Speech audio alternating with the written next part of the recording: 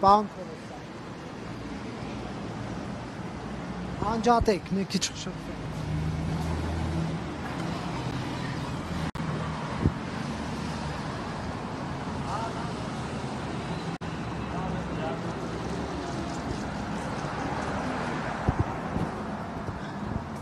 Պարոն Թորոսյան, բարև ձեզ։ Նիկոլ Փաշինյանի այսօր հանկարծակի բռնկումը ինչով էր պայմանավորված ստատուսների շարք մեկը մյուսի հետևից։ Ձեր որակումները չեմ կիսում, հանկարծակի բռնկում այդ բառերը տեղին չեն։ Կարծում եմ վարչապետը այն ինչ որ ասել է, ժողովուրդը շատ լավ հասկացել է ինչու է ասում եւ ում հասցեին։ Ում հասցեին։ Պարզ չի ում հասցեին, այժմ հայտարարությունների ժամը որ ուշադիրները կհասկանաք ում հասցեին։ Սամվել Կարապետյանի, պարզ չի ում հասցեին։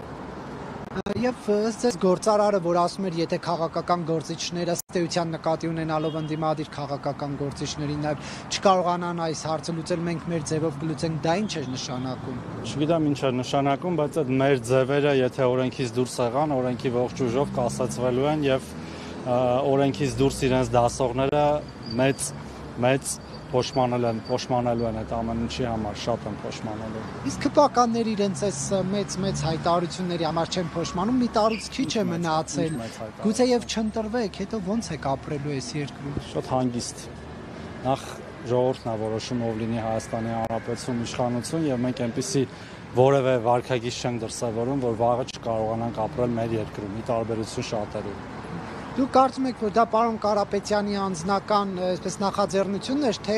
այլ օրինակ Դուք իմ ելույթը երևի չեք լսել ազգային ժողովում։ Ես վստահ եմ, որ պարոն Կարապետյանը նաև աշխարհաքաղաքական կենտրոնների հրահանգով է սա անում եւ ոչ միայն ինքը, այլև շատ քաղաքական եւ ոչ քաղաքական գործիչներ Հայաստանում, այդ թվում տարբեր անձիկ, որոնք հանդես են գալիս նույն եկեղեցու պաշտպանության դիրքերից եւ այդ ամեն ինչը պետք է նայել այդ ծիրի ներքո։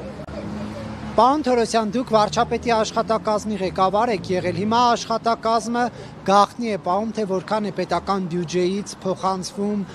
կրթվել է նորաձև է շարժմանը, սա արդյոք դուք մտահոգիչ չեք համարում այն բաց եւ թափանցիկ կառավարման խոստումների ֆոնին։ Ես նախ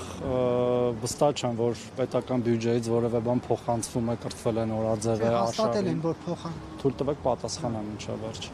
Ես ինչքան գիտեմ այդ արշավը կազմակերպվում է Իմ քայլը հիմնադրամի կողմից, իսկ ինչ վերաբերում է վարչապետի անձնական մասնակցությանը որպես պետական պահպանության ներքո գտնվող անձ, այո, այդ ամեն ինչը նաև գաղտնագրված է եւ ոչ միայն այդպիսի միջոցառումների մասնակցություն, այլև ընդհանրապես իր տեղաշարժը, իր կեցության վրա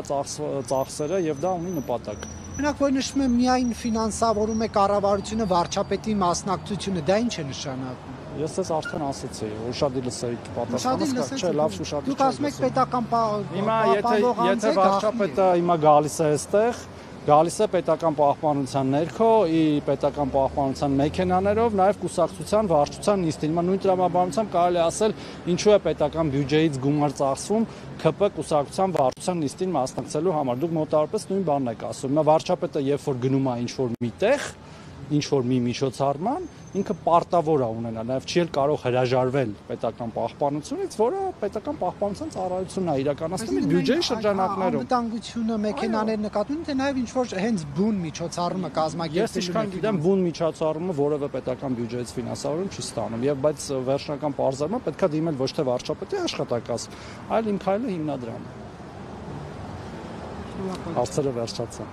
Սուր հարցեր էլ չկան։